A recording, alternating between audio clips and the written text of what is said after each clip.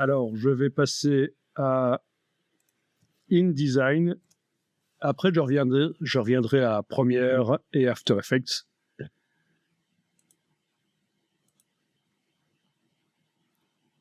Mais voyons un peu InDesign. Donc, ça va fonctionner un peu comme Illustrator. C'est-à-dire que quand je crée un nouveau document InDesign, fichier nouveau, ce n'est pas à cet endroit-là, contrairement à ce qui se passe dans Photoshop, et plutôt comme ça se passe dans Illustrator, c'est pas à cet endroit-là qu'on va décider pour quel matériel le document est prévu. Donc, je ferme ça avant de faire un nouveau document dans InDesign. Je vais donc aller dans Édition couleur et je vais aller choisir pour quel matériel c'est prévu. Donc, choisissons, oui, Adobe RGB est un bon choix. Pour l'espace RVB, Roscale Coated, c'est un choix sûr aussi, c'est bien. Donc, vous retrouvez un peu la boîte comme dans Illustrator. Oui, la synchronisation est désactivée parce que dans les autres logiciels, j'ai été modifié dans Édition couleur, j'ai été modifié les choses. Donc, oui, ce serait peut-être bien de remettre les choses correctement. Alors, allons-y. Je vais aller d'abord dans Photoshop. Je suis dans Photoshop, Édition couleur. Je vais indiquer ici espace RVB, ça va du Adobe RGB, CMJN, c'est le Roscale, très bien. Désactiver, les règles de gestion des couleurs sont désactivées. Choix à l'ouverture est coché. Les options de conversion, on est en mode perception, c'est bien, ça convient pour les photos. Je vais enregistrer ce réglage dans les settings. Donc, dans les settings, je vais indiquer que c'est démo profil version 2 de juillet 2018. Voilà. Donc, possibilité de mettre un petit message pour indiquer dans quelles circonstances il faut utiliser ces paramètres. Je ne vais pas le faire ici. Voilà, c'est enregistré. Mais maintenant, je dois les propager à tous les autres logiciels. Je vais donc faire quelque chose qu'on a déjà fait précédemment. C'est utiliser le logiciel Bridge. Bridge qui est là, voilà. Bridge que je lance. Et qui a une petite fonction ici dans le menu édition, paramètres de couleur. Une petite fonction qui sert à choisir les paramètres de couleur de la Creative Cloud. Donc dans la liste ici, je dois trouver le voilà, démo profil version 2 de juillet 2018, appliquer, et voilà, c'est fait. Maintenant, quand je vais dans n'importe quel logiciel, que ce soit Illustrator, voilà, Illustrator, couleur, qu'est-ce que ça me dit? Synchroniser, c'est synchronisé, Adobe RGB, voilà, c'est parfait. Ensuite, Photoshop, édition couleur, édition couleur, voilà. Ah, c'est pas synchronisé parce que la boîte était ouverte sans doute, mais c'est pas grave, je vais aller chercher ici, manuellement. Démo profil version 2 de juillet 2018.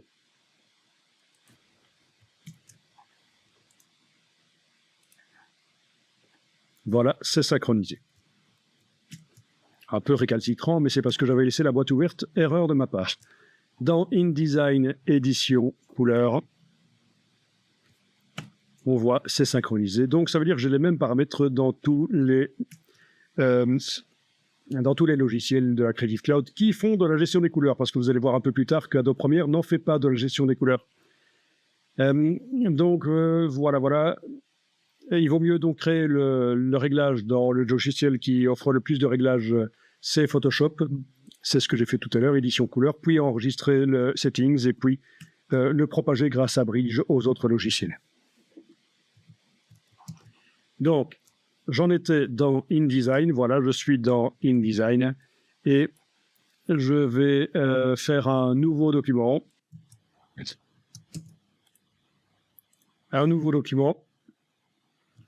Donc, je vais choisir de type impression, format A4, oui. Bien. Alors ici, contrairement à Illustrator, on ne choisit pas le mode couleur RVB ou CMJN ici dans la boîte, mais ça va pouvoir se choisir par la suite.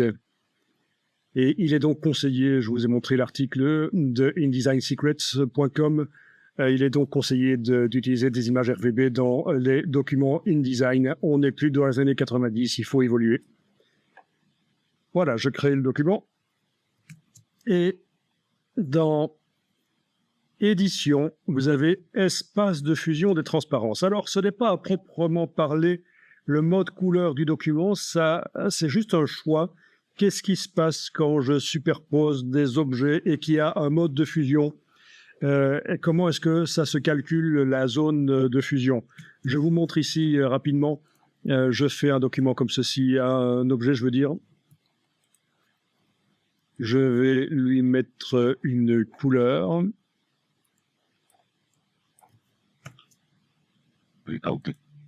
Donc j'y suis, je vais créer une couleur RVB. Nuancier, nouvelle nuance de type RVB. Je vais pouvoir choisir des choses assez vives. Oui, on m'indique que c'est hors espace d'impression, mais c'est pas grave parce que mon document il peut aussi servir vers une technique d'impression qui est plus performante que l'offset. C'est hors espace d'impression, offset. Donc, ce qu'il y a de pire chez l'imprimeur, ce qu'il y a de pire, je veux dire, si vous utilisez une impression jet d'encre, c'est quand même plus performant. Ça imprime plus de couleurs différentes. Voilà, je vais créer ici un autre objet dans lequel je vais mettre une couleur de fond.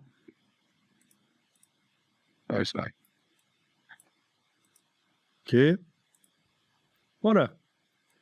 Donc, au niveau de l'espace de fusion des transparences, menu édition, espace de fusion des transparences, je suis en espace CMJN et pourtant je vois mes couleurs vives. Donc c'est différent de ce qu'on a dans Illustrator. Dans Illustrator, quand on était en menu fichier, mode colorimétrique du document CMJN, les couleurs vives, ça ne marchait pas. Elles étaient ternes. Ici, dans InDesign, on les voit, les couleurs RVB, on les voit, peu importe que je choisisse espace RVB du document ici pour l'espace de fusion des transparences, menu édition, espace de fusion des transparences, espace RVB ou espace CMJN, rien ne change. InDesign peut tout à fait contenir des images RVB, des blocs RVB comme ça, qui peuvent cohabiter avec des images CMJN ou des blocs CMJN. La différence, ça va se jouer quand on fait des fusions. Je vous montre ici, je sélectionne le bloc qui est au-dessus de l'autre, uniquement celui-là. Je vais dans le menu transparence, menu des modes de fusion de InDesign, par exemple, en allant dans le menu objet, effet, transparence. Je coche la case aperçu et je vais ici pour l'objet, oui, c'est-à-dire pour son fond, pour son contour, pour tout l'objet. Je vais aller modifier le mode de fusion. C'est ici. Donc je passe par exemple en produit, voilà. Vous connaissez ça, bien sûr. C'est comme dans Photoshop, Illustrator, on a ça aussi. Et alors, voyons un peu maintenant qu'on a de la fusion. Qu'est-ce qui va se passer au niveau du réglage édition, espace de fusion des transparences? Est-ce que ça change quelque chose? Si je passe maintenant à la place de l'espace CMJN du document, je passe en espace RVB. Ah, ben oui. Là, dès qu'il y a de la transparence dans le document, les couleurs ternissent et ça agit comme dans Illustrator. Le vert et le rouge ternissent dès que j'ai de la transparence. Voilà. Donc voilà l'explication. L'espace de fusion des transparences en CMJN, c'est bien sûr ce qui est réglé dans édition couleur. C'est du Euroscale que je vois. Et quand je suis réglé en RVB, ce sera du Adobe RGB.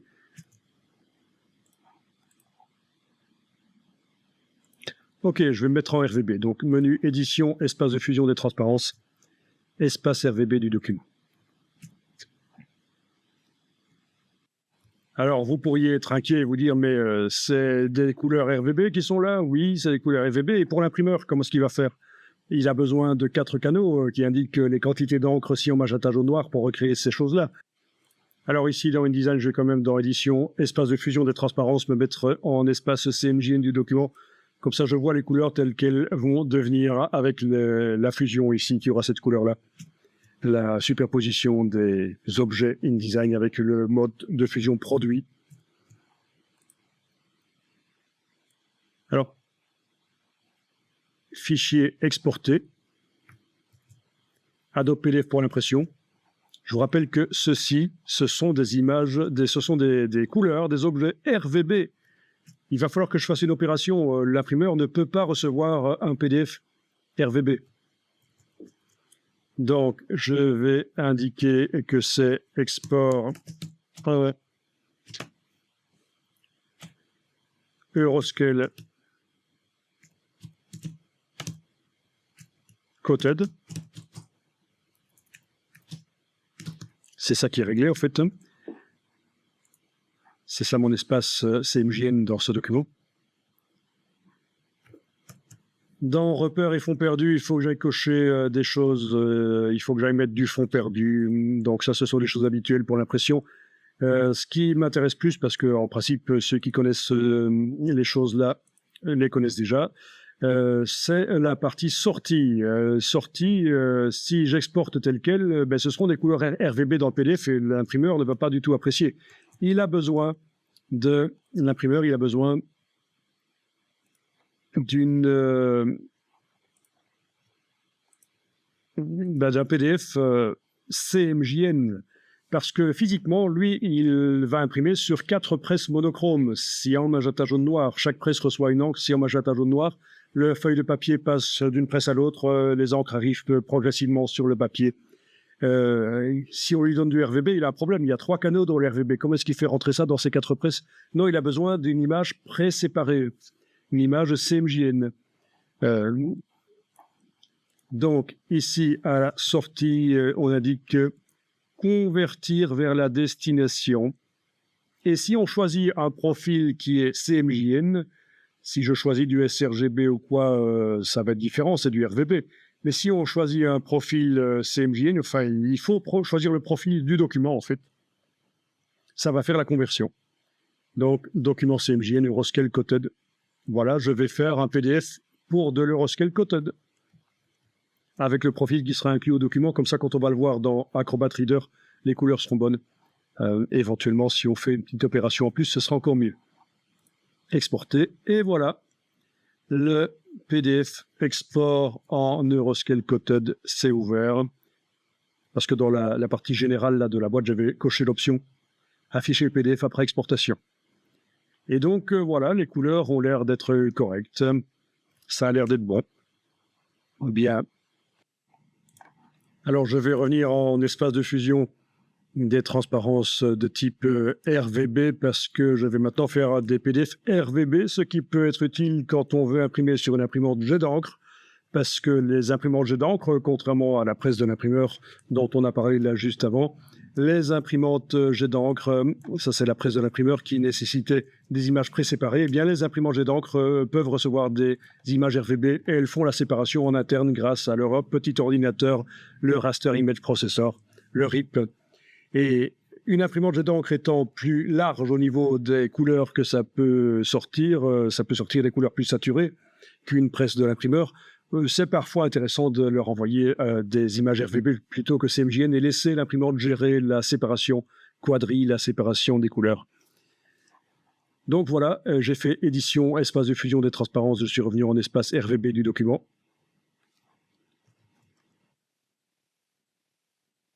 Je vais tester l'exportation en RVB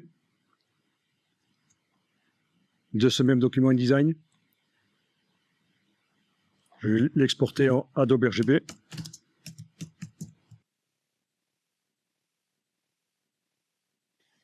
Pour ce qui est des repères et fonds perdus, je ne vais pas cocher les choses ici. Pour ce qui est de la sortie, je vais demander, là où on avait tout à l'heure demandé convertir vers la destination Euroscale Uncoated, mais cette fois-ci, je vais demander de convertir vers du Adobe RGB et d'inclure le profil.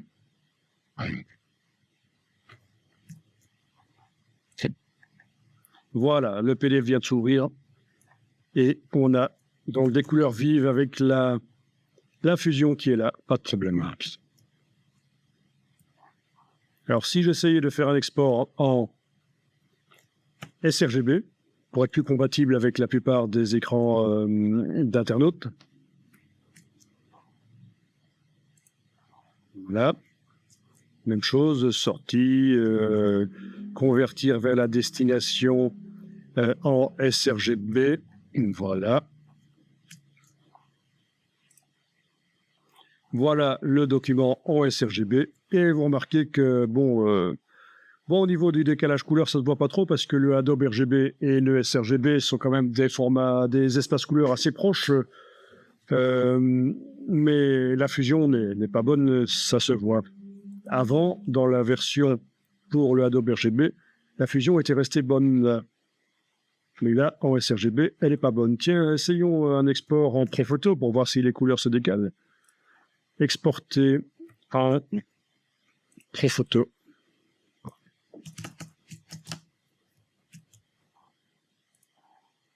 Donc ici, à sortie, convertir vers la destination pré-photo. Voilà. J'exporte. Et voilà. Donc, la fusion est encore une fois différente. Bon, pour ce qui est des couleurs, ça va être difficile avec ces couleurs-là de juger du décalage couleur qu'on a dans notre photo par rapport aux autres. Ça va être difficile, mais bon. Alors, comment faire en sorte de pouvoir exporter un sRGB valable et pas avec une fusion qui est comme je la vois dans le document, comme je l'ai réglé, les transparences, les modes de fusion. Bon, ben, je vais ici demander édition, convertir en profil. Je convertis de l'espace Adobe RGB vers du sRGB. La case aperçue. Voilà. Ça change un peu, mais bah, c'est pas comme ce qu'on avait dans le PDF que je vous remontre là. Le PDF, oui, c'était carrément du noir, c'était devenu du noir dans l'exportation en sRGB, là où les deux formes se fusionnent. Ici, ça va, ça va.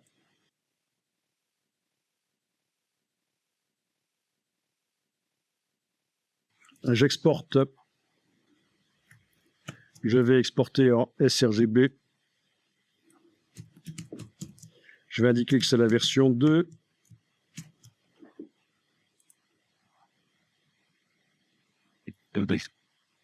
Au niveau de la sortie conversion vers la destination, oui, je vais indiquer sRGB. Et le profil sRGB sera inclus au document PDF. Et voilà. Cette fois-ci, c'est bon. La fusion a été préservée, comme dans mon document.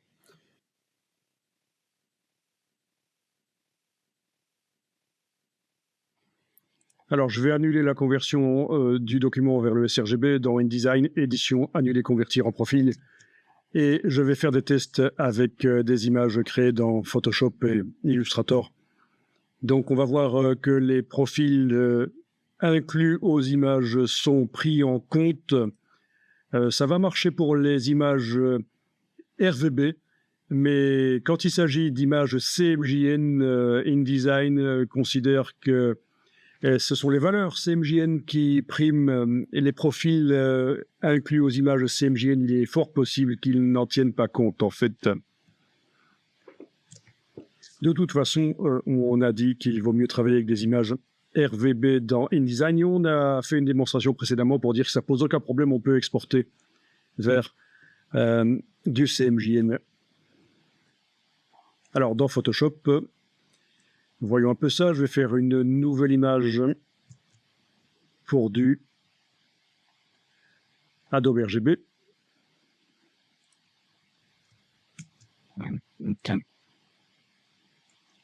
Dans cette image, je vais aller mettre des couleurs rapidement.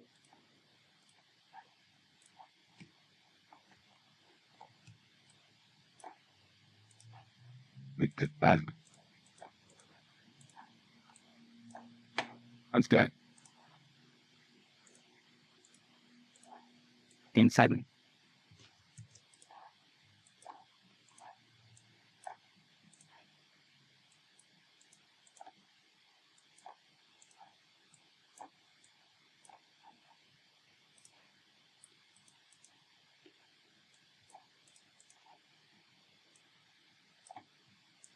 Bien, je vais enregistrer cette image avec le profil inclus. Donc, étant donné que j'ai déterminé le profil, la destination de cette image au moment où je l'ai créée, Photoshop sait déjà que c'est du Adobe RGB, que c'est pour des matériels Adobe RGB. Donc, je vais l'appeler image pour InDesign Adobe. C'est image Adobe RGB pour InDesign.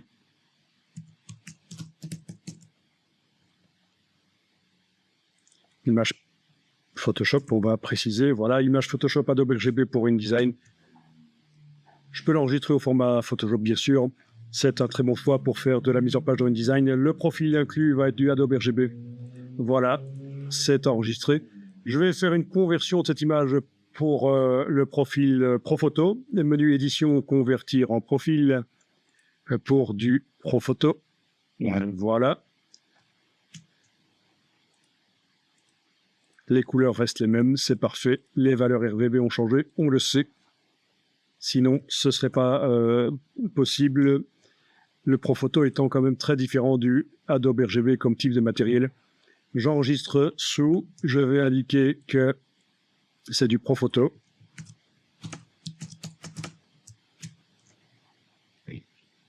Pour InDesign, avec le profil ProPhoto inclus.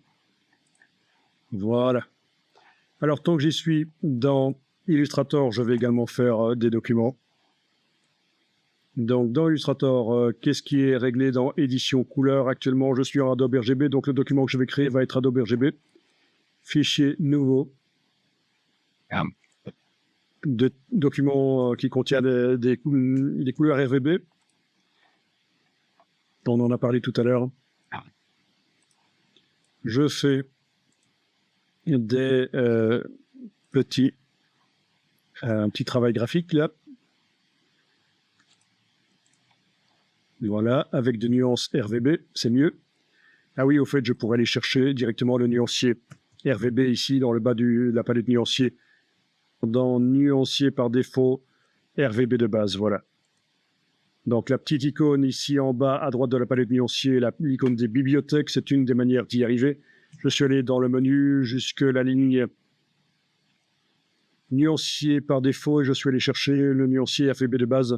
C'est celui qu'on obtient quand on crée des images, pas pour le print dans Illustrator, mais pour le web. Et ce sont des nuances RGB. Si on compare avec le nuancier qui est arrivé avec le document là,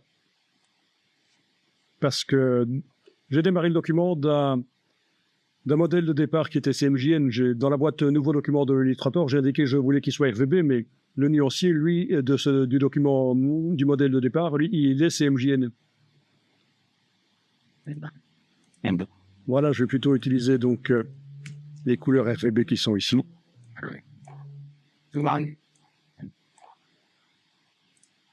Ok. Je vais enregistrer. Alors, ça va être une image Illustrator, image AI, qui va être Adobe RGB. Et c'est pour faire la démo dans InDesign. Voilà. J'ai oublié l'étape qui consiste à attribuer le profil, donc je dois recommencer ça. Menu édition, attribuer un profil.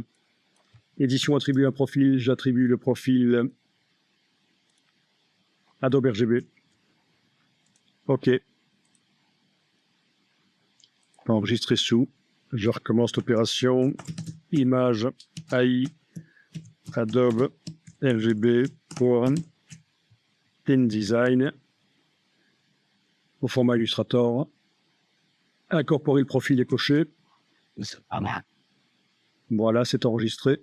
Et il est bien indiqué que c'est du Adobe RGB. Alors, je mets ce document de côté et je vais faire quelque chose qu'on n'a pas encore fait. On l'a fait dans Photoshop, le collage, mais ici, je vais le faire dans Illustrator. Je vais d'abord aller dans Édition, Couleur. Je vais aller créer, je vais aller indiquer que l'espace de travail RGB par défaut est le ProPhoto. D'accord. Je fais un nouveau document. Ce réglage n'interfère que sur les nouveaux documents que je crée.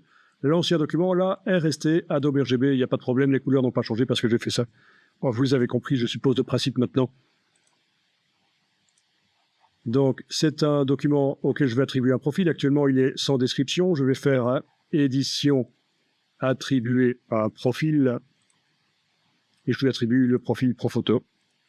Voilà. L'espace RGB par défaut actuellement, c'est un document Profoto.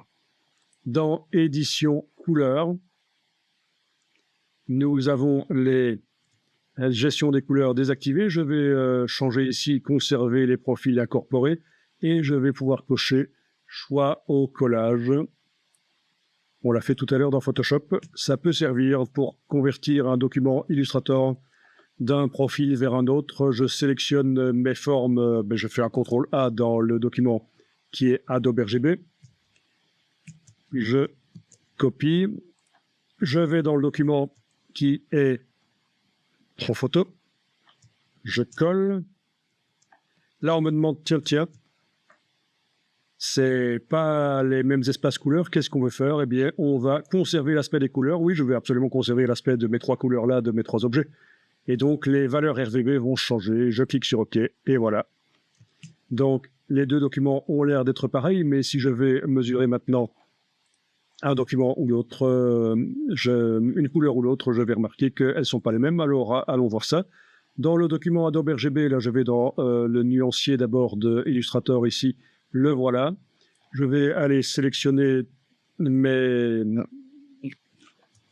trois formes, CTRL A, et donc je suis bien dans le document Adobe RGB, je vais aller ajouter les nuances sélectionnées, donc dans le menu du nuancier, ajouter les nuances sélectionnées. Je vais faire la même chose pour le document là à droite. CTRL A, donc le document qui est pour le Profoto, menu ici, ajouter les nuances sélectionnées, d'accord. Je clique à côté de tout, rien n'est sélectionné dans les deux documents, plus aucun objet n'est sélectionné. Et je vais aller mesurer les valeurs des couleurs.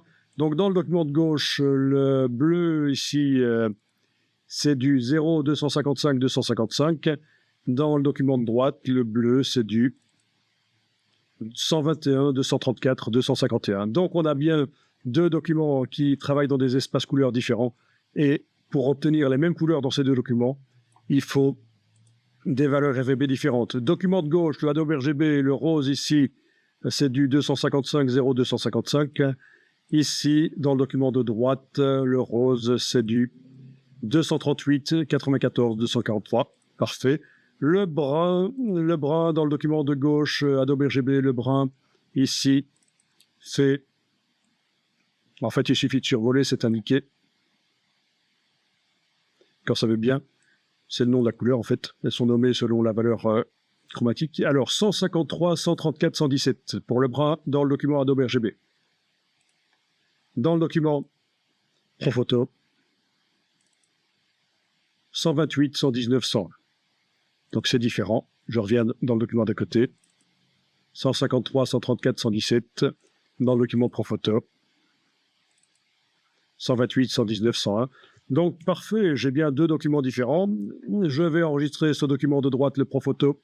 Je l'enregistre sous et je vais l'appeler Image AI Profoto pour idée. Voilà, j'enregistre. Le profil Profoto va être incorporé au document. Parfait. Voilà, par la même occasion, donc vous avez vu comment faire une conversion d'un profil RGB vers un autre, d'un espace couleur RGB vers un autre, avec Illustrator, parce que dans Photoshop, c'était facile. Il suffisait de faire édition, convertir en profil. Dans InDesign aussi, d'ailleurs. Édition, convertir en profil, c'est assez facile. Par contre, dans Illustrator, édition, convertir en profil, on l'a pas, on n'a que attribuer un profil. Donc, voilà la petite astuce pour s'en sortir. J'ai donc deux documents Illustrator créés pour deux matériels différents, un pour le Adobe RGB, l'autre pour le Profoto. J'ai également deux documents Photoshop créés pour deux matériels différents, pour le Adobe RGB et pour le Profoto. Je vais aller voir les réglages des logiciels dans Photoshop édition couleur. Je suis actuellement en Adobe RGB comme espace de travail par défaut, Euroscale comme espace CMJN, mais le CMJN ne va pas entrer en compte ici. Je ne travaille pour l'instant qu'avec des images RVB. Les règles de gestion des couleurs, les automatismes sont désactivés et j'ai choix à l'ouverture qui est coché. Ça veut dire que chaque fois qu'il y a un problème, que j'ouvre une image qui n'est pas prévue pour le matériel qui est spécifié ici dans l'espace de travail par défaut, Photoshop me met un message et me demande est-ce que, à condition bien sûr que l'image que j'ouvre contienne un profil, sinon Photoshop ne sait pas que l'image n'est pas prévue pour autre chose que le matériel qui est réglé comme espace de travail par défaut. Donc si j'ouvre une image qui ne correspond pas à l'espace de travail par défaut, Photoshop mettra un message forcément qui va demander est-ce que je veux ouvrir l'image en tant qu'image pour l'autre matériel. Et à ce moment-là, dans la fenêtre d'image, il y a une simulation de ce matériel. Ou est-ce que je la convertis vers l'espace de travail par défaut, dans ce cas-ci Adobe RGB, ou est-ce que je ne tiens pas compte du profil qui est inclus à l'image et je l'ouvre sans tenir compte qu'elle est faite pour un certain matériel. On en a déjà parlé, donc, mais voilà le petit résumé de la situation. Je vais maintenant dans Illustrator, édition couleur. Dans Illustrator, les mêmes deux espaces de travail, Adobe RGB et Euroscale, les règles de gestion des couleurs désactivées et nulle concordance des profils, choix à l'ouverture, même chose. Quand on ouvre un document Illustrator, je ne parle pas d'importer une image dans un document Illustrator, c'est encore autre chose, ça, mais on parle ici d'ouvrir un document Illustrator et que ce document est prévu pour un matériel différent que l'espace de travail par défaut, il y aura des messages qui vont apparaître. Dans InDesign, édition couleur. Donc je suis dans InDesign, édition couleur. Toujours les mêmes deux espaces de travail. Donc à ce niveau-là, la gestion des couleurs est synchronisée, même si ici on m'a dit qu'il y a des synchronisations, mais je vérifie quand même qu'il y a une synchronisation, sauf peut-être sur un point de détail. Mais il y a quand même une synchronisation entre les trois logiciels ici, Photoshop, Illustrator et InDesign. Également, règles de gestion des couleurs désactivées et choix à l'ouverture. Ça veut dire que, attention, là, il faut bien comprendre, quand on ouvre un document InDesign qui est prévu pour un matériel différent de ce qui est indiqué ici, InDesign mettra un message. Ça n'a rien à voir avec le fait d'importer une image dans InDesign avec un certain profil. C'est même remarque que ce que j'ai fait précédemment pour Illustrator, c'est quand on ouvre un document Illustrator qui n'est pas prévu pour l'espace de travail réglé ici, qu'il y aura un message, pas quand j'importe dans un document une image prévue pour tel ou tel profil. Non. Bien, je vais donc aller ouvrir les deux images ici. Celle qui est Adobe RGB va s'ouvrir dans Photoshop sans problème, sans message, puisqu'elle correspond à l'espace de travail par défaut actuel de Photoshop. Celle qui est ProPhoto va générer un message. Voilà. Comme prévu, celle qui est Adobe RGB s'est ouverte sans message et j'ai par contre un message pour l'image qui est prévue pour l'espace ProPhoto. Incorporer ProPhoto, donc le profil incorporé à l'image est ProPhoto, et l'espace de travail actuel est le Adobe RGB. Que faut-il faire? Je vais l'ouvrir en tant qu'image ProPhoto. Surtout pas choisir la dernière option, c'est assez rare quand on doit choisir ça, et c'est assez rare quand on ne tient pas compte des profils qui sont incorporés à l'image. Les deux premières options sont de bons choix. Et on a vu que quand on veut faire du copier-coller entre images dans Photoshop, convertir les couleurs ProPhoto vers le Adobe RGB pourrait être un bon choix. Mais bon, je vais l'ouvrir en tant qu'image ProPhoto ici. Voilà, les deux images sont ouvertes, malgré qu'elles utilisent des valeurs RGB différentes. Elles ont un rendu identique sur l'écran parce que la gestion des couleurs agit. Dans chaque fenêtre d'image, c'est une simulation d'un matériel. Donc pour le brun ici, 126 92 0, ici 95 78 23. etc. On avait déjà testé ça. On a des valeurs RVB différentes puisque on a des primaires rouge, vert, bleu différentes dans ces deux matériels qui sont simulés ici dans Photoshop sur mon moniteur. Le profil du moniteur est utilisé par le système de gestion des couleurs ColorSync en arrière-plan pour me permettre de bien visualiser ces espaces. Il faut comprendre ça, c'est qu'il y a 3 profils qui entrent en jeu ici. Il y en a 2 qui sont utilisés dans Photoshop, le Adobe RGB et le Profoto. Et le 3e, c'est le profil de mon moniteur qui est utilisé par le système de gestion des couleurs pour me permettre de bien visualiser ce qui se passe dans les logiciels. Mais ça, c'est en arrière-plan, vous ne le voyez pas. Voilà, donc les préférences moniteur de l'ordinateur. Sur Windows, ce sera le même principe. Pour chaque moniteur connecté à l'ordinateur, si vous en avez plusieurs, vous aurez un profil qui a été créé par la sonde. Bon, il y a toujours possibilité de faire un profil manuellement grâce à étalonner si vous n'avez pas une sonde à votre disposition. Mais c'est toujours mieux de le faire par une sonde, c'est quand même plus précis que d'utiliser votre œil. Étalonné est un système qui va utiliser votre œil pour informer l'assistant étalonnage de moniteur ici, pour l'informer de la manière dont les couleurs s'affichent sur le moniteur. Mais je ne l'utilise pas ici. Voilà. Bien sûr, puisque j'ai fait le profil avec une sonde.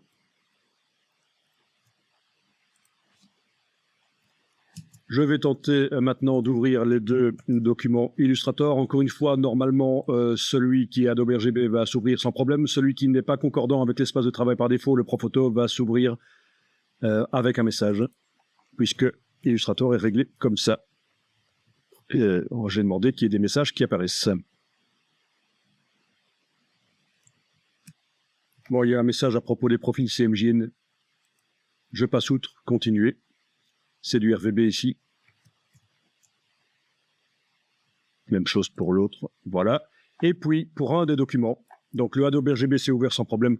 Et pour l'autre document qui est Profoto, j'ai le message. Et je vais l'ouvrir en tant que Profoto. À la manière de ce que je faisais dans Photoshop juste avant. Donc, sauf que ici, on est bien sûr dans Illustrator et on est en train d'ouvrir 2 documents Illustrator.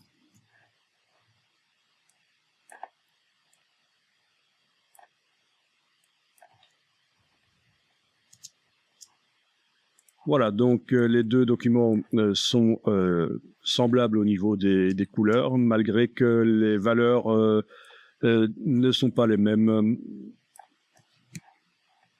Donc, je vais aller chercher dans le menu fenêtre, je vais aller chercher par exemple la palette couleurs, qui va me renseigner un peu sur les valeurs numériques des couleurs qui sont attribuées à ces objets. Donc, je vais essayer le brun ici. La valeur numérique est RVB 153, 134, 117. Donc, pour l'environnement Adobe RGB, pour recréer ce brun-là, c'est les valeurs RVB qu'il faut. Je vais essayer sur le brun ici dans la version Profoto. Je suis dans la version Profoto. Alors, la palette dans ce document n'est pas réglée pour montrer le RVB. Je vais ici demander dans le menu de la palette couleur de montrer le RVB. Voilà, 128, 119, 101. La case de premier plan, bien sûr, la case de remplissage. 128, 119, 101, Profoto. Alors qu'en RGB, 153, 134, 117. Pour ce qui est des autres, 0, 255, 255, c'était une couleur pure. Et en Profoto, 128, 119, 101. Pourquoi une couleur si en pure en Profoto a une de ces valeurs un peu bizarres, moyennes? Eh bien, c'est parce que le Profoto est un espace couleur assez particulier qui utilise des primaires virtuels. C'est de manière à englober plus de couleurs visibles par l'œil humain, arriver à décrire plus de couleurs visibles par l'œil humain. Il y a une petite astuce mathématique où, en faisant une opération mathématique, un négatif sur les primaires réelles du système Profoto, on arrive à créer des primaires virtuelles. Je pense que j'en avais parlé quand je vous ai montré le diagramme de chromaticité Et on voyait clairement que le Profoto, c'est primaire, sortait de l'espèce de fer à cheval, le diagramme de chromaticité qui était censé symboliser toutes les couleurs visibles par l'œil humain. 238, 94, 243, 0255, 255. Oui, c'est du magenta pur dans ce cas-là. Donc voilà, on a bien des valeurs RVB différentes pour les deux objets, même si à l'écran, ils semblent identiques. Donc c'est le principe de la gestion des couleurs. Simulation, dans chaque fenêtre, la simulation du matériel pour lequel le document est prévu et également utilisation du profil du moniteur pour me permettre de bien visualiser ces espaces couleurs. Le profil du moniteur est utilisé par ColorSync, le gestionnaire de couleurs du Mac, ou par ICM, si j'étais sur un PC, le gestionnaire de couleurs du PC. Bien, je vais aller dans InDesign et je vais importer les images dans un document. On va voir comment la gestion des couleurs fonctionne dans InDesign. Alors voilà, dans InDesign, je vais créer un nouveau document, mais avant de créer le document, je vais modifier le comportement de InDesign dans Édition couleurs. Je vais indiquer à InDesign qu'il doit prendre en compte les profils qui sont incorporés au document que j'importe. Conserver les profils incorporés. Ça, c'est quelque chose d'assez vicieux dans cette boîte de réglage, c'est que le choix à l'ouverture ici ne s'enclenchera que lorsque j'ouvre un document InDesign qui n'est pas correspondant à l'espace de travail par défaut dans InDesign. Mais quand j'importe des images, la partie ici entre en jeu. Voilà.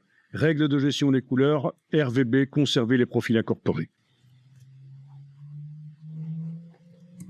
OK. Je crée un nouveau document.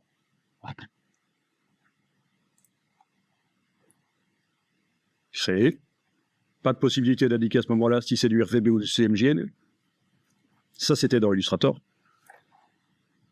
Mais le document peut contenir, de toute façon, tout comme un document Illustrator, peut contenir les deux types d'images. Je vais attribuer tout de suite au document les paramètres qui sont là. Donc, non seulement les profils, donc édition, attribuer des profils, mais en fait, ça ne se voit pas, mais j'attribue également le fait que précédemment dans la boîte édition couleur, j'ai choisi de conserver les profils incorporés aux images, c'est-à-dire de tenir compte des profils qui sont incorporés dans les images que j'importe dans InDesign. Donc, en faisant édition attribuer un profil, en attribuant le profil Adobe RGB à ce document InDesign, il est prévu pour du matériel Adobe RGB, mais après, quand je vais exporter en PDF, je pourrais l'adapter pour du Euroscale, etc., bien sûr. Mais c'est un bon choix. Le Adobe RGB est un espace couleur large. C'est un bon choix de faire en sorte que ces documents, de manière générale, soient prévus pour le Adobe RGB. Eh bien, non seulement j'attache au document en quelque sorte le profil Adobe RGB, mais également, et ça ne se voit pas ici, j'attache le fait que ce document, quand j'importe des images dedans, il tient compte des profils qui sont incorporés dans les images. Il conserve les profils incorporés. OK. Je vais importer les images. Voilà. Alors, je vais commencer par les deux images Photoshop. Donc, il y en a une qui est synchronisée avec l'espace de travail du document InDesign, c'est le Adobe RGB, et l'autre pas. Pour ouvrir, voilà. Je les mets côte à côte, voilà. Donc, les deux images apparaissent avec les couleurs, les mêmes couleurs, à très très peu de choses près. Ce sont les mêmes couleurs. On peut dire qu'elles sont identiques, vraiment. Donc, la gestion des couleurs fonctionne.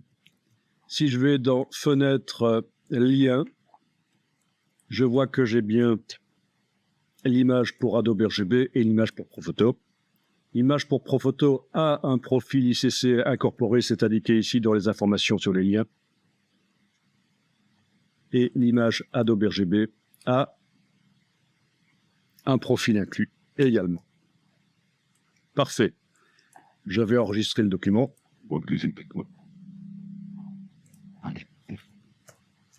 Donc, c'est un doc InDesign Adobe RGB. Ce sont le matériel pour lequel il est prévu initialement. Je travaille dans un espace large et puis après, je peux faire des PDF qui vont être prévus pour des matériels moins performants, comme notamment la presse. C'est au moment de l'exportation, dans les paramètres de sortie du PDF, que ça se règle. Et donc, au niveau des règles de gestion des couleurs, on est en conserver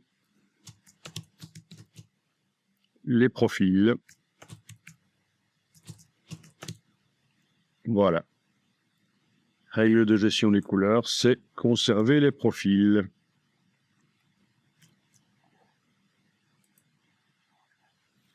Bien. Je ferme le document. Si je le réouvre, pas de problème. Ça marche.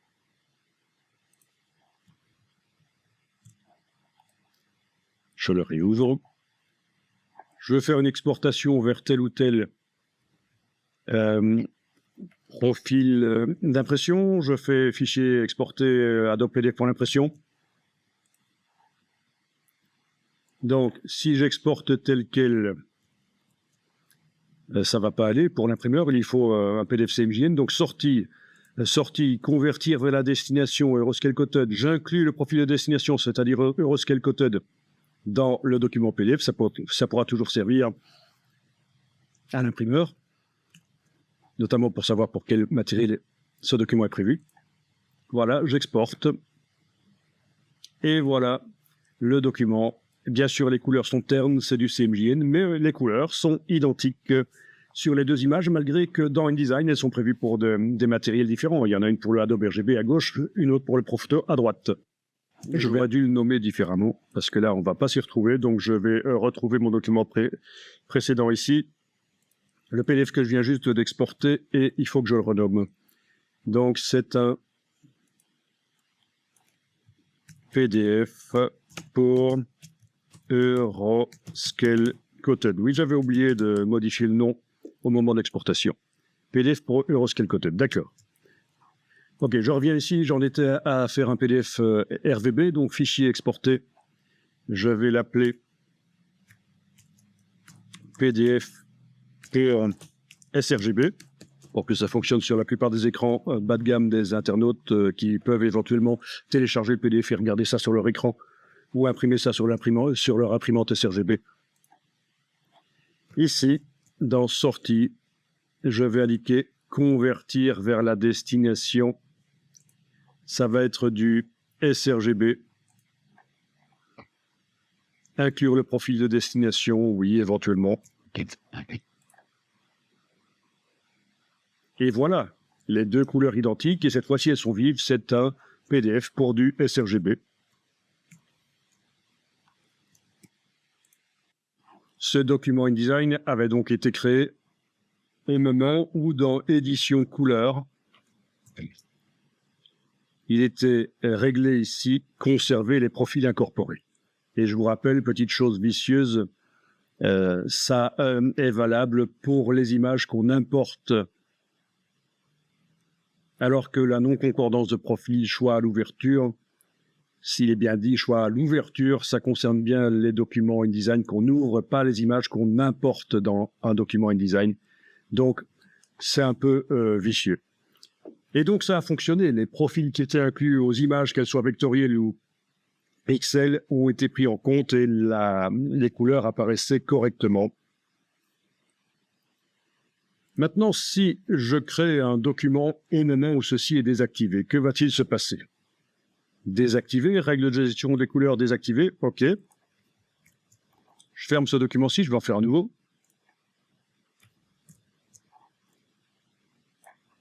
Donc, dans Édition couleur, les règles de gestion des couleurs RVB, c'est désactivé. Je fais un nouveau document. Je lui attribue les profils, édition, attribuer des profils, l'espace RGB actuel, voilà. OK. J'importe les images.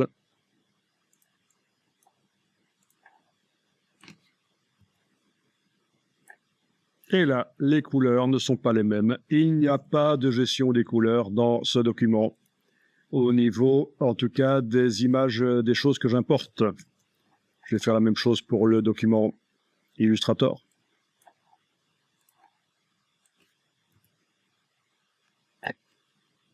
Voilà, ça se voit moins, mais ça se voit surtout sur le brun. Le brun n'est pas le même. Celui qui est bon, c'est celui de gauche, c'est l'image Adobe RGB, et le Profoto, c'est mal interprété. Le rose n'est pas le même non plus, il est un peu plus pâle ici que ce qu'il est là, voilà. Le cyan n'est pas le même non plus, mais c'est surtout sur le brun que ça se voit. Enfin, vous voyez qu'il n'y a pas de gestion des couleurs dans ce document. Et ça, c'est ennuyeux. Donc, que faire? Je vais l'enregistrer.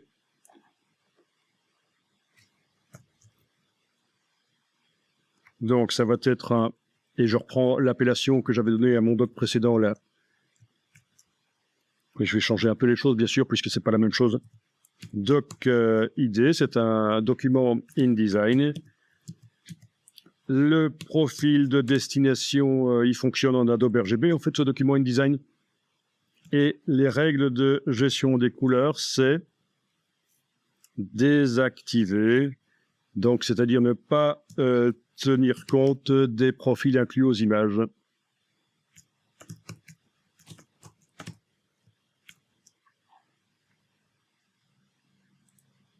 Voilà. Alors, que se passe-t-il si maintenant, dans Édition couleur, j'active l'option Conserver les profils incorporés? OK. Mais ça ne fonctionne toujours pas. Toujours pas de gestion des couleurs dans ce document InDesign. Pour que la gestion des couleurs soit prise en compte, il va falloir fermer le document et le réouvrir. Quand vous êtes allé donc dans Édition couleur, vous avez décidé, tiens, finalement, ce document, il devrait tenir compte des profils incorporés aux images. Donc, je suis allé dans Édition couleur et les règles de gestion des couleurs, j'ai changé ceci dans les paramètres couleurs de InDesign. Pour que le document actuel, vous ayez une chance de faire en sorte qu'il fasse de la gestion des couleurs, il faut alors le fermer et l'ouvrir à nouveau. Et étant donné qu'au moment où il a été créé, les règles de gestion des couleurs étaient en mode désactivé, et que maintenant, dans InDesign, les règles de gestion des couleurs sont en option conserver les profils, voyez, les réglages RVB de ce document sont différents des réglages de couleurs de votre application actuelle. Oui. Le traitement couleur, la gestion des couleurs n'est pas active dans le document actuel. Son profil est Adobe RGB, oui, ça c'est pas un problème. Par contre, c'est le profil du document, donc la destination du document, dans quel espace je travaille dans ce document. Mais pour ce qui est des images que j'importe, il n'y a pas de traitement, il n'y a pas de gestion des couleurs qui s'enclenche. Donc j'ai la possibilité ici de passer au fait que on tient compte des profils qui sont incorporés aux images. Le profil du document, c'est toujours du Adobe RGB, j'ai pas de raison de changer. Et attention ici, il va falloir activer tous les profils. Activer tous les profils. Je vais cliquer sur OK. Eh bien, le document qui foirait tout à l'heure ne foire plus. On a les mêmes roses visuellement, alors que pourtant c'est une image Profoto.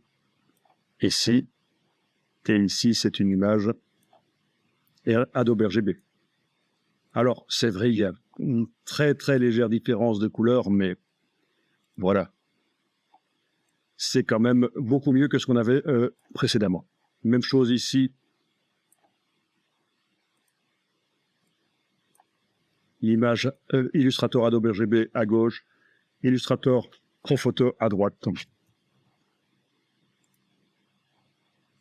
Et donc voilà, j'enregistre le document, je le ferme, je le réouvre, et maintenant il n'y a plus de message. Une fois pour toutes, InDesign sait que dans ce document, j'ai envie de faire de la gestion des couleurs.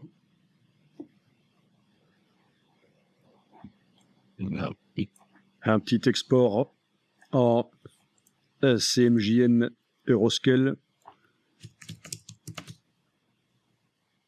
Coated.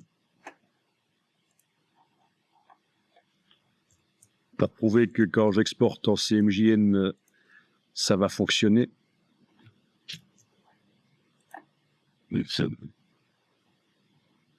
Voilà le document avec les couleurs qui sont les mêmes de chaque côté. Un petit export en SRVB, pour le cas où on aurait besoin d'un PDF qui fonctionne sur écran. Il n'y a pas de raison de se priver de toutes ces couleurs vives, juste parce que parmi tous vos périphériques de sortie, il y en a qui sont pauvres au niveau du rendu, qui ne sont pas très performants. Pourquoi est-ce que quand on voit le document sur un périphérique valable, on devrait voir des couleurs ternes? Il n'y a pas de raison d'en convertir vers la destination sRGB.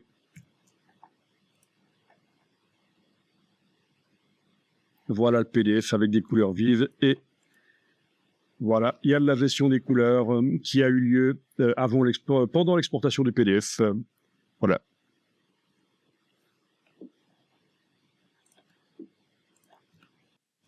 Alors, concernant les images CMJN, je suis dans Photoshop, je fais une nouvelle image. Et je vais la faire en CMJN. Couleur CMJN. Je vais indiquer que c'est un CMJN Euroscale Coated.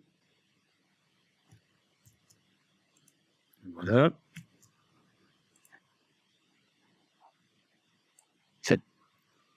Je vais dessiner au pinceau quelques couleurs qui, bien sûr, sont directement ternes.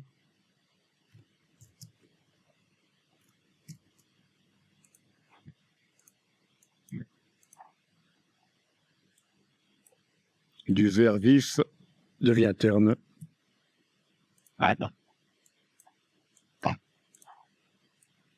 Voilà, donc des couleurs CMJN glorieuses. Bien. Je vais l'enregistrer. Je vais appeler ça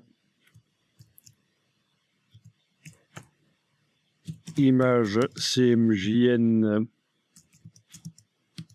de Photoshop et le profil Euroscale Coated. Il est inclus dans le fichier d'image. Voilà.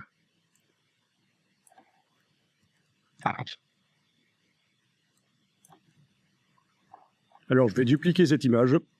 Menu image dupliquer. Donc, dans Photoshop, bien sûr.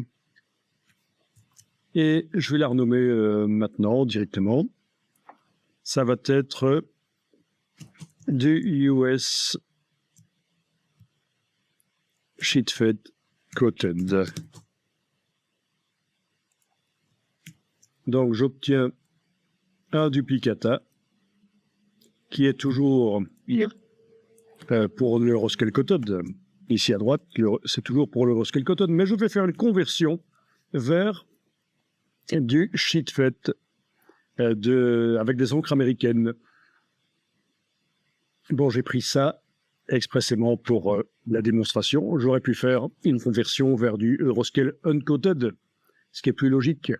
C'est rare quand on prépare des images CMJN pour les imprimer en Amérique du Nord. Édition, donc c'est bien l'image de droite qui est activée. US Sheetfed Coated.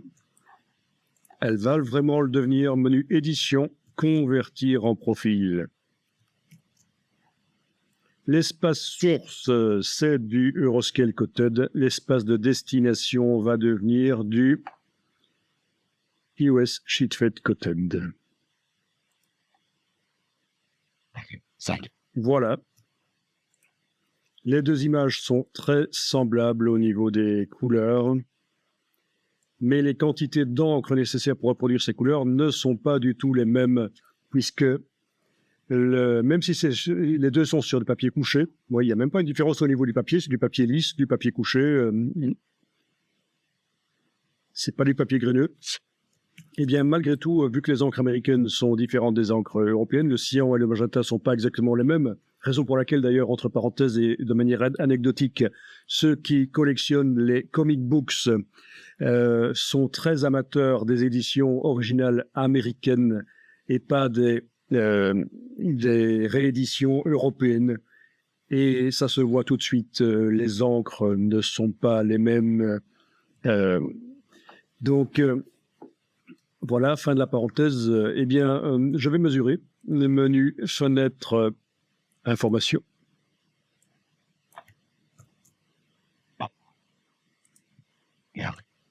Alors, le rose là au-dessus, dans la version européenne, 25 84 00.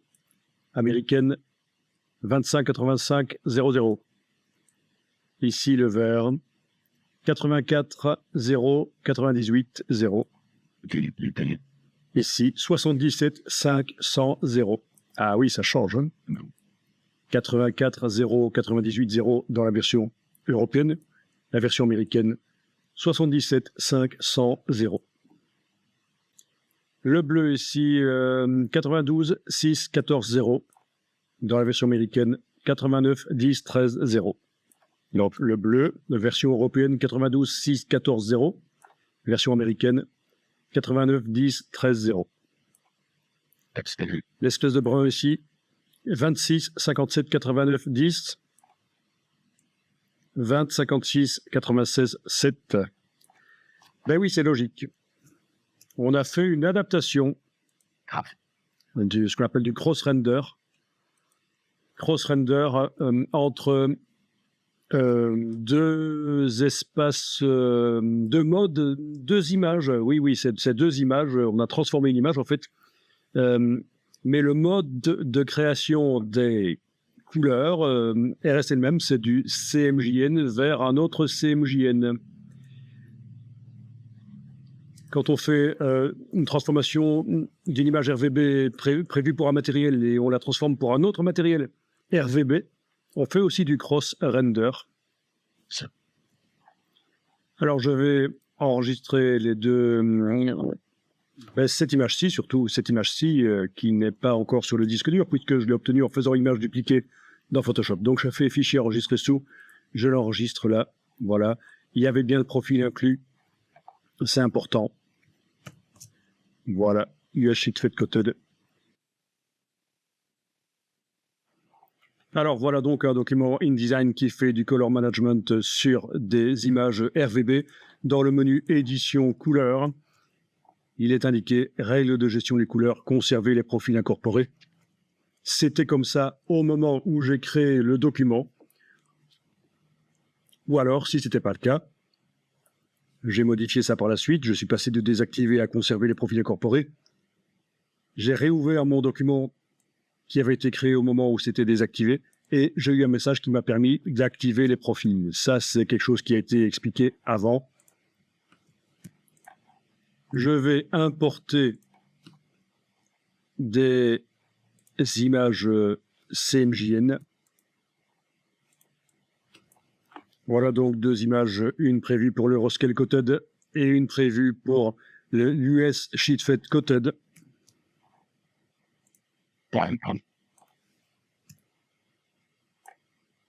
Et les couleurs sont différentes. Donc c'est tout à fait logique parce que dans édition couleur, en ce qui concerne les images CMJN, c'est désactivé, c'est-à-dire qu'il n'y a pas de tentative de tenir compte du profil qui est inclus dans l'image. Les valeurs, les pourcentages d'encre des images CMJN sont pris telles quelles. Voilà, ça nous simule ce que ça donne dans l'environnement Euroscale Coated. Donc, il y en a une de deux qui est bonne, en fait. Si je vais voir les liens ici, il y en a une de deux qui affiche les bonnes couleurs. C'est celle-ci qui est prévue pour l'Euroscale Coated et mon document a été créé avec le profil CMJN Euroscale Coated. Alors, tant qu'à faire, attachons le profil CMJN aussi au document. Édition, attribuer des profils, attribuer l'espace de travail actuel, Euroscale Coated. OK. Donc, comme ça, le document a les deux profils qui lui sont attachés, le Adobe RGB et le Euroscale Coated. Alors, si je vais dans Édition couleur et que je demande de tenir compte des profils CMJN, conserver les profils incorporés. Donc, il n'y a plus la petite icône qu'on avait là tout à l'heure qui disait que les pourcentages d'encre étaient verrouillés, qu'on ne pouvait pas les modifier. On est bien en conserver les profils incorporés. OK. J'enregistre le document. Je l'ouvre. Et là, non-concordance du profil ou du traitement. Donc, soit il y a par rapport à ce qui est indiqué dans l'édition couleur, le document n'a pas les mêmes profils de sortie, RGB et CMJN, donc le Adobe RGB et l'Euroscale Coated, mais c'est pas ça, ça correspond. Le problème, c'est au niveau du traitement, c'est que j'ai été modifié le fonctionnement, j'ai été demandé dans InDesign que maintenant les profils CMJN soient pris en compte, et dans le document, c'était pas le cas. Donc, je vais modifier ça en faisant ici activer tous les profils. Et c'est bien pour ce qui est des CMJN, en fait, les réglages CMJN. Parce que les réglages RVB, eux, je ne viens pas d'aller les modifier il y a une minute. C'est le CMJN que j'ai modifié. Voilà. Et c'est correct. On a maintenant les mêmes couleurs. La gestion des couleurs agit pour les documents, les images CMJN que j'importe. Alors, c'est pas exactement tip-top les mêmes couleurs, mais c'est quand même plus amélioré par rapport à ce qu'on avait il y a quelques moments.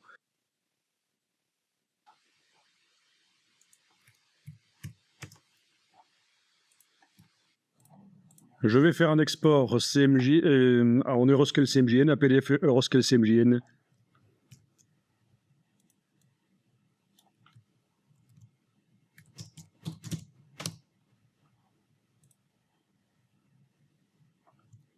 Euroscale Coated.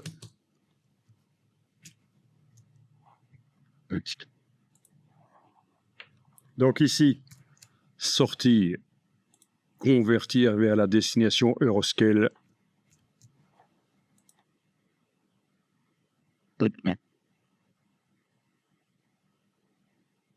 Voilà le PDF qui arrive, c'est nickel. Les deux images sont comme dans InDesign. Donc, ça veut dire que l'image qui était prévue pour le US Sheet Fed Coated, ces valeurs d'encre, ces pourcentages d'encre ont été dans le PDF adaptés pour l'Euroscale.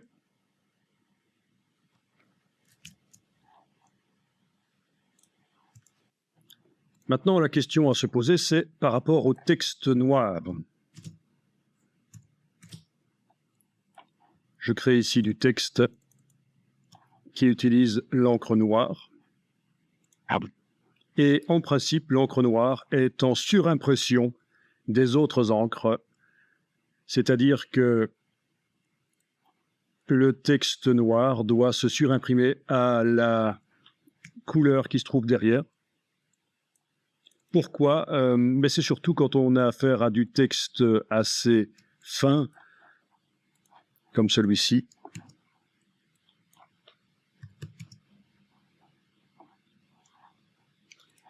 Il ne faudrait pas que ça crée de la défonce, c'est-à-dire que sous les lettres noires du texte, là, on ait le blanc du papier. Il faut vraiment que le texte se surimpose aux couleurs de l'image, enfin aux couleurs qui se trouvent derrière. Sinon, en cas d'imprécision de la presse, il y a des décalages qui apparaissent et sur le bord des lettres, vous aurez un liseré blanc. Donc, c'est absolument à éviter. Et alors, il faut éviter également que le texte noir soit imprimé avec 4 encres, cyan, magenta, jaune, noir, qui se superposent du texte quadri. Non, il faut que le texte soit imprimé uniquement avec de l'encre noire. Sinon, ça amène trop d'encre à certains endroits sur la feuille. En cas d'imprécision, on voit apparaître un bord magenta, cyan ou jaune. Oui, puisque la feuille doit passer à différents endroits dans la presse qui est en réalité 4 presses monochromes. La feuille passe d'une presse monochrome à l'autre, cyan, magenta, jaune, et puis on finit par le noir. Mais voilà, ce sont des considérations, il faut faire attention à ça. Donc, je vais faire un test pour voir si on obtient bien un texte noir qui est en surimpression. D'abord, dans InDesign, je vais aller dans menu fenêtre, sortie, aperçu des séparations. Et déjà là, je vais voir qu'en effet, le texte noir est prévu pour se superposer à ce qui se trouve en dessous. Donc, fenêtre sortie, aperçu des séparations, je vais enclencher les séparations ici et je vais pouvoir aller désactiver les couches. Je ne visualise que l'encre noire ici qui participe à la création de certaines des images. C'est pas un problème du tout, c'est normal. L'encre noire, c'est pas seulement pour le texte, elle participe également aux endroits les plus sombres des images. Mais l'essentiel, c'est que lorsque je regarde les autres couches, notamment cyan, le texte qui superpose ne fasse pas de creux. Il ne fait pas de creux dans les images. On a bien un texte qui se surimpose aux images qui sont créées par cyan, magenta et jaune. Donc du texte en surimpression. Parfait. Alors, une exportation en PDF Euroscale Coated. Je refais l'exportation. Convertir vers la destination Euroscale Coated.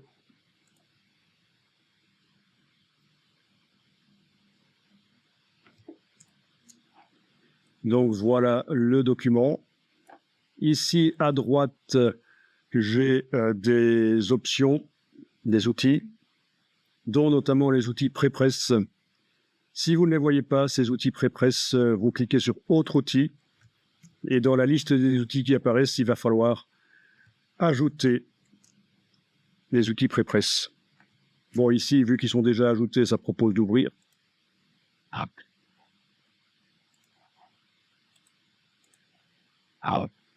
Donc, outils pré-presse, il y a plein d'outils cachés dans Acrobat Pro. Et vous avez notamment aperçu de la sortie qui va permettre ici. Donc, je visualise en tant que Euroscale Coated, oui. Et les séparations sont là. Je vais pouvoir désactiver. Voilà, je ne vois que l'encre noire. Un peu comme je faisais il y a 2 minutes dans InDesign, donc. Mais je vais aller vérifier l'encre cyan. Il ne faut pas que le texte fasse un creux. Et ça ne fait pas de creux. Donc, dans le PDF, le noir est toujours en surimpression. C'est parfait.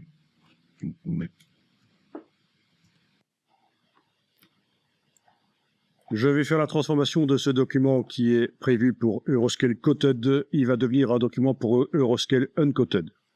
Donc, on a bien dans la plaque noire le texte, et le texte ne se trouve pas dans les plaques cyan, magenta et jaune. Les encres cyan, magenta et jaune ne créent pas le texte noir pur.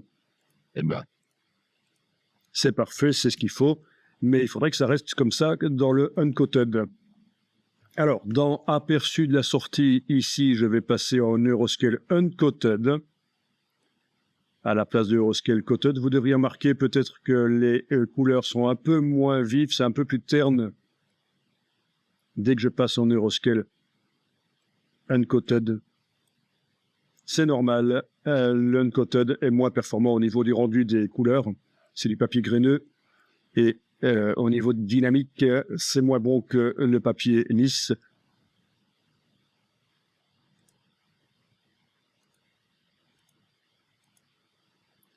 Bien. Donc là, si je teste le texte tel que c'est simulé là, l'uncoated, le texte est créé par de la quadrille, les encres cyan, magenta et jaune créent le texte, mais ceci n'est pas la conversion, c'est juste quelque chose à faire avant de convertir. Maintenant, je vais dans les outils PrePress, là où j'avais déjà trouvé l'aperçu de la sortie que je suis en train d'utiliser là, cette boîte-là. Mais parmi les outils, il y en a un autre qui s'appelle Convertir les couleurs. Je le choisis, Convertir les couleurs. Ici, je vais convertir en profil Euroscale Uncoated. Je vais incorporer le profil dans le document tant qu'à faire. Et surtout, je coche ici Conserver les noirs. OK. Oui. Que se passe-t-il maintenant? C'est un Euroscale Uncoated avec profil incorporé et le texte est uniquement créé par l'encre noire. Donc c'est parfait. Je l'enregistre. Perfect. Je vais préciser que c'est du uncoated.